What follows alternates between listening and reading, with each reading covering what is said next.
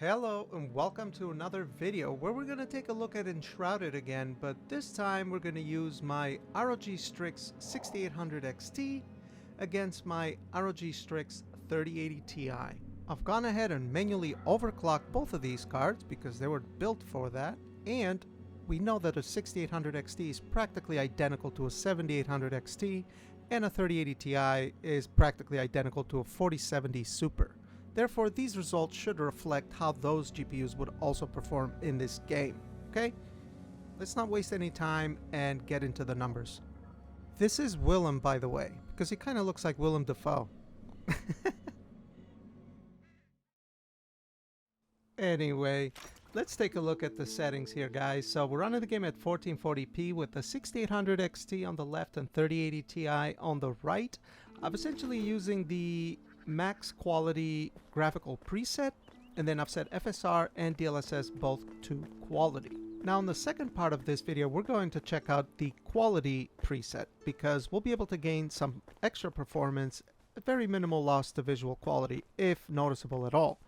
Now, unfortunately, for some people that love to play games at native resolutions, the only way to do that on Radeon is to use FXAA. There's no TAA in the game, and FXAA sucks. You're better off using FSR2 quality, or ultra quality for that matter, which is a step above quality, but not exactly native. On NVIDIA, they have DLAA, which you can use that to run the game natively, and it does a pretty good job. But I think FSR2 quality or ultra quality is the way to go.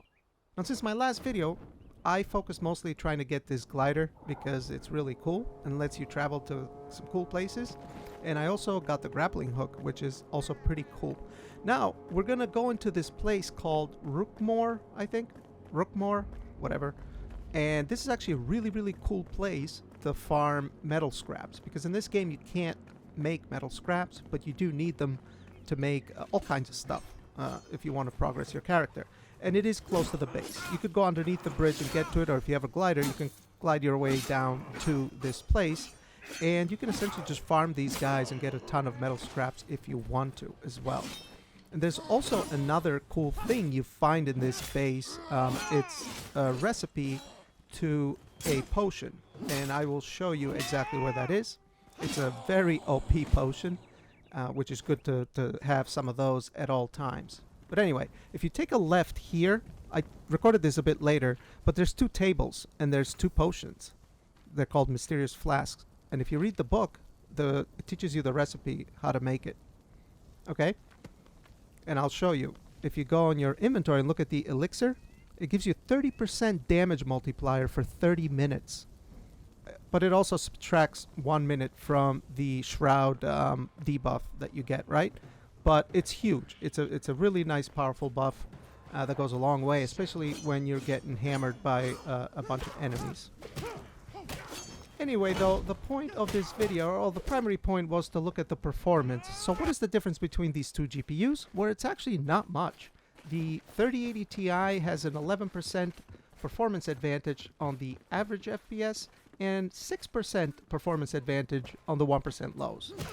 I would call the 1% lows within margin of error. So, about equal, I guess. Now, keep in mind that I have overclocked both of these cards, and my 6800XT is water cooled, so it can sustain higher clocks. As you can see, very low temperatures.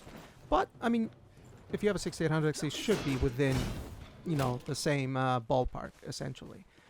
But, again, this is a really good spot to farm metal scraps.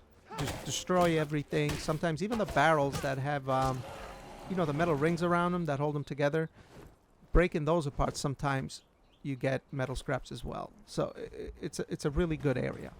And if you wanted to farm more, you can come back. I think if you log out, they reset, or if you sleep, I forget exactly what it is. But I know I've logged back into the game and I was able to come back here and kill more of these guys. So, why don't we take a look at the quality preset now?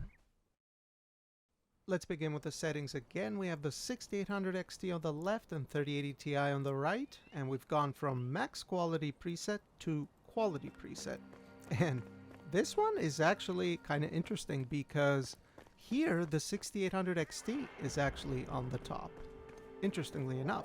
Now, it is during nighttime and I'm making my way towards the Enshrouded area, As a matter of fact, I haven't been on this part of the map yet, so I'm just kind of following the road here. But why don't we take a look at the numbers?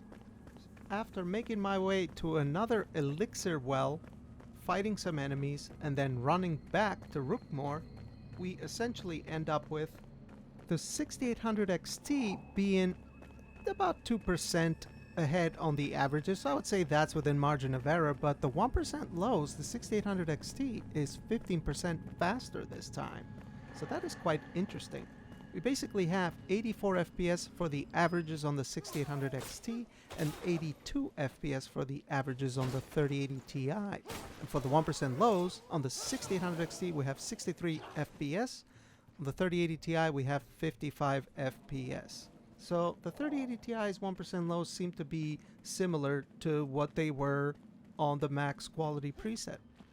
As a matter of fact, I'm going to put the averages and 1% lows from the max quality preset, and look at the 6800 XT went from 51 1% lows to 63. That's a really nice jump. Whereas the 3080 Ti only went up 1 FPS, right? And then on the averages, the 6800 XT went from 70 to 84, whereas the 3080 Ti went from 78 to 82. I think we could be running into a CPU bottleneck of some kind here, because I don't know, it just kind of doesn't really add up now, does it? It is interesting. It is very interesting. I do find stuff like this kind of interesting. Basically, what I'm noticing here is that actually AMD has a bit of an advantage over NVIDIA in this game. I've seen similar type of behavior with the 7900 XTX and 4090. Now the 4090 was consistently ahead, but normally the gap is around 30 to 40%, and it was quite a bit lower than that. As we dropped the FSR and DLSS, the 7900 XTX caught up even more. So that is very cool. Kind of interesting. But anyway, what do you guys think? Leave your comments below and let me know. And if you did like the video, give it a like. And if you want to see more stuff like this, consider subscribing. All that stuff YouTubers like to say. I do appreciate you watching though, and I hope you have a great rest of the weekend. Bye-bye.